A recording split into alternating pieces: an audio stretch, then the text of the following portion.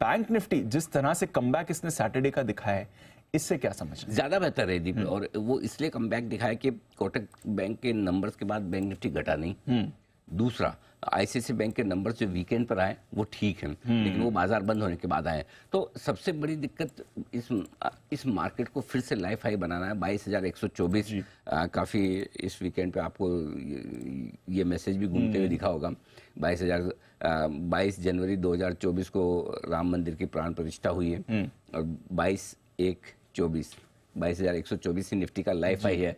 लेकिन इस निफ्टी के लाइफ हाई को पार करने के लिए ये बहुत जरूरी है कि बैंक निफ्टी का सपोर्ट आए। बिना बैंक निफ्टी के सपोर्ट के आप एक लिमिट से ज्यादा नहीं बढ़ सकते हैं। ठीक है, आईटी ने अपना काम कर दिया, कभी मेटल्स करेंगे, कभी सीमेंट करेगा, कभी एफएमसीजी करेगा, लेकिन अगर बैंक निफ्टी अटका रहे, दबा रहे, तो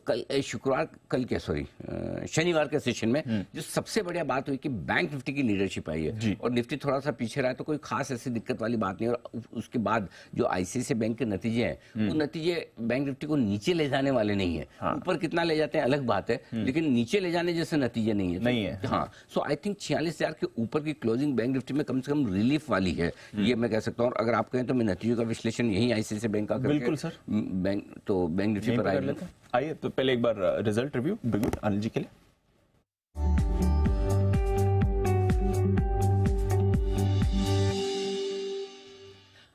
आईसीआईसीआई बैंक वैसे तो खरीदारी करने की राय, मैं सपोर्ट और रुकावट के लेवल दे रहा हूं। ऊपर में, नीचे में 970 का सपोर्ट है आपके लिए, और ऊपर में 1030 का लेवल है। 1030 के ऊपर निकलकर आईसीआईसीआई बैंक में और बढ़िया मजबूत तेजी बनती हुई दिखेगी। 970 के नीचे ही खराब होगा, तो मेरे को लगता है 2-1% की तेजी तो बन सकती है, और वो शायद गैप से भी खुले। उसके बाद देखते हैं क्या होता है, फॉलो बाइंग आती है नहीं। अगर फॉलो बाइंग आई और 1030 के ऊपर टिका तो मजा आ जाएगा। बैंक निफ्टी को खींचने का काम आईसीआईसीआई बैंक कर देगा। और आईसीआईसीआई बैंक और कोटक अगर गिरता नहीं है और एचडीएफसी बैंक से अब होल्ड कर लेता है, तो मुझे लगता है बैंक निफ्टी के लिए आसान है फिर 47,000 की तरफ बढ़ना धीरे धीरे एक्सपायरी तक के लिए अगले 2-3 दिनों में। ये इंटरेस्टिंग चीज हो सकती है। रिजल्ट जो आए आईसीआईसीआई बैंक के, उम्मीद से बेहतर नतीजे हैं। सबसे बढ़िया बात दीप ये लगी मुझे कि मैनेजमेंट फ्यूचर ग्रोथ को लेकर कॉन्फिडेंट है।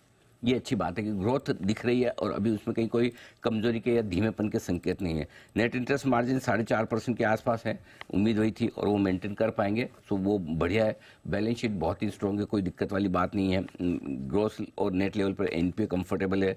स्लिपेजेस तिमाही दर तिमाही कम हुए हैं, प्रोविजंस कम हुए हैं। ये अकेला बैंक है जिसके इंटरनल्स इतने मजबूत होकर आए हैं, नहीं तो आप देखिए स्लिपेजेस और प्रोविजंस सबके बढ़कर आ रहे हैं। बड़े बैंक्स में इसने नंबर्स इस लिहाज से बहुत मजबूत दिए। तो अब तक के सबसे बढ़िया नंबर्स वैसे देखा जाए तो आईसीआईसीआई बैंक के दिग्गजों में स्पेशली। सो आई थिंक चूंकि स्टॉक शनिवार को 1% बढ़ा है, 5 दिनों में तो वैसे फ्लैट ही, तो थोड़ा मुझे लगता है 2-1% तक की तेजी तो कम से कम बननी चाहिए। उसके बाद देखते कि लोगों का प्रेम कितना जागता है इसके ऊपर, कि भाई बहुत सारे ऐसे भी तो होंगे ना लोग सोचने वाले कि चलो एचडीएफसी बैंक बेच के आईसीआईसीआई बैंक ले लेते हैं, या जो पहले एचडीएफसी बैंक बेच कर बैठे हैं भाई कोई दूसरा बैंक देखेंगे, क्या देखेंगे रिजल्ट के बाद। तो आईसीआईसीआई बैंक के लिए प्यार जग सकता है आज, तो वो कॉन्फिडेंस आ रहा है। आज नंबर्स के हिसाब से अगर आप मुझे पूछोगे तो मैं बोलूंगा ठीक है एचडीएफसी बैंक बेच के आईसीआईसीआई ले लो। ये trade it is simple, no brainers, got it. मतलब बहुत क्लियर कट ट्रेड है ये।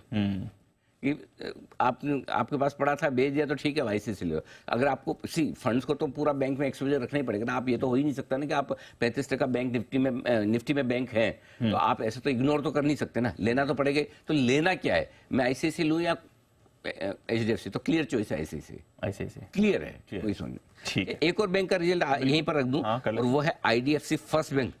मजा नहीं आया। नहीं आया? क्यों नहीं, मतलब मुझे ऐसा तोड़ फोड़ नंबर चाहिए वैसे थी, यानी वैसे net interest income, net interest margin उम्मीद से बेहतर ही है, इसमें कोई दिक्कत नहीं है, लेकिन प्रॉफिट थोड़ा सा उम्मीद से हल्का फुल्का कम ही आता हुआ दिखाई दीपा।